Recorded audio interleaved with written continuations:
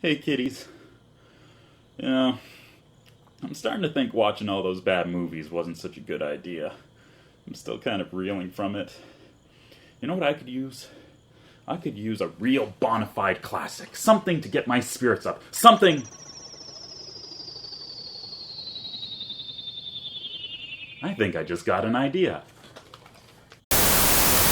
Forbidden Planet is a 1956 science fiction film produced by Metro-Goldwyn-Mayer. Unlike most sci-fi films of the era, which were usually cheaply made black and white B-movies, this is a big-budget studio production in full widescreen color and featuring big-name stars. Set in the 23rd century, Forbidden Planet follows a peaceful human-manned starship sent to the mysterious planet of Altair 4 to touch base with a research team which went missing there 20 years prior. The crew is led by the heroic Commander John Adams, played by a rather deadpan Leslie Nielsen. Yeah, that Leslie Nielsen. What's a bathing suit? Oh, murder. Once on Altair 4, they discover the sole survivor of the doomed expedition, Dr. Morbius, played by Walter Pidgeon, who lives alone with his daughter, Alta, played by Anne Francis.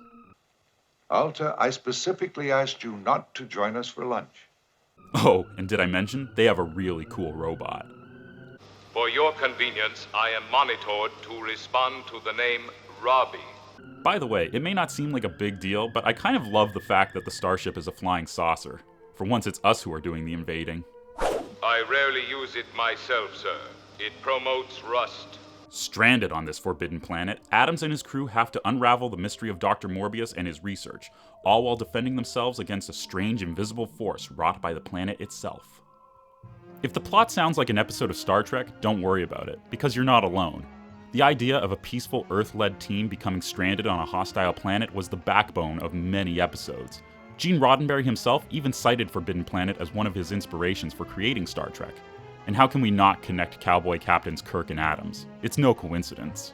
Although Forbidden Planet is often referenced as one of the great sci-fi films of the 50s, the real reason I wanted to look at it is because of its best-kept secret. Everyone knows about Robbie the robot, but no matter how menacing he looks on the film's theatrical poster, he's really just a teddy bear.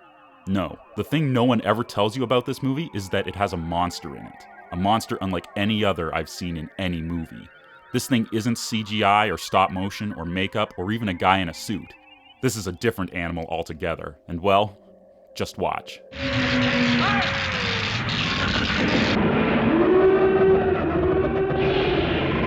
Is that not the coolest thing you ever saw?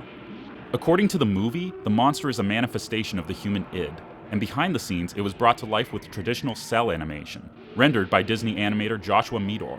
Now that's hardcore. Add in the film's unique electronic soundtrack, and you have something that would probably give youngsters of the 1950s nightmares for weeks. Heck, I'm a grown man and it gives me nightmares. Forbidden Planet is one of those great cultural landmarks. In the same way a movie like The Matrix captured the climate of the late 90s, this film really encapsulates the 1950s. Robbie the Robot has gone on to become an icon of science fiction subculture. He had his own follow-up movie called The Invisible Boy, and has made cameos in a variety of films and TV shows, even as late as 2003's Looney Tunes Back in Action. So if you ever wondered what they were singing about in Rocky Horror Picture Show, or what that strange UFO movie was the kids were watching in John Carpenter's Halloween, I suggest you give this a watch. It's frightening, innovative, funny, and a fantastic time capsule from the golden age of science fiction. Check it out. I rarely use it myself, sir. It promotes rust.